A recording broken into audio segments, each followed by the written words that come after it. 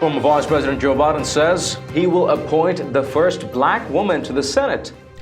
Hello and welcome to TST. If you're new to the channel, tap on the subscription button and press the notification bell so you can receive news and updates that you can rely on daily.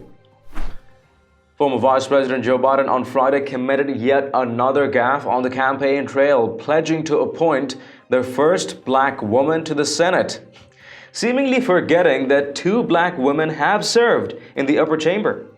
I'm looking forward to appointing the first African-American woman to the United States Senate, Biden said in a stump speech in Sumter, South Carolina, prompting cheers from supporters.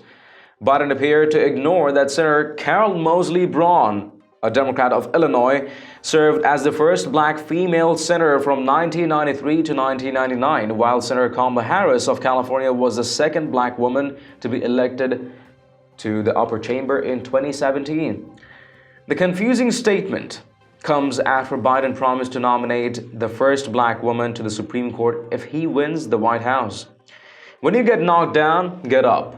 And everyone's entitled to be treated with dignity, no matter what, no matter who they are, Biden said during this week's Democrat presidential primary debate in Charleston.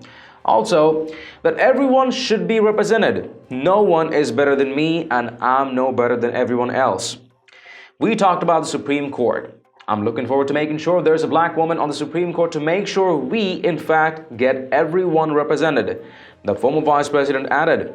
Take a look. Well, I'm looking forward to appointing the first African-American woman to the United States Senate. Not to satisfy anybody. It is unclear whether he mixed up the Senate and Supreme Court in his Friday remarks.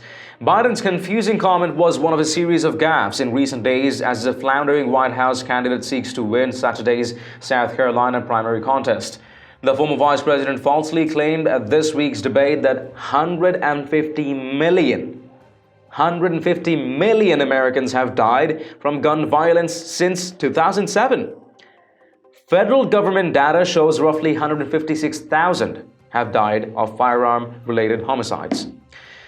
On Monday, Biden mistakenly proclaimed that he is a candidate for the United States Senate and that people could vote for the other Biden if they prefer one of his White House rivals. Later that day, he falsely claimed that he worked on the 2016 Paris Climate Accord with former Chinese leader Deng Xiaoping, who has been dead for over 20 years. I don't know how a significant portion of the Democrat populace still cheer him on.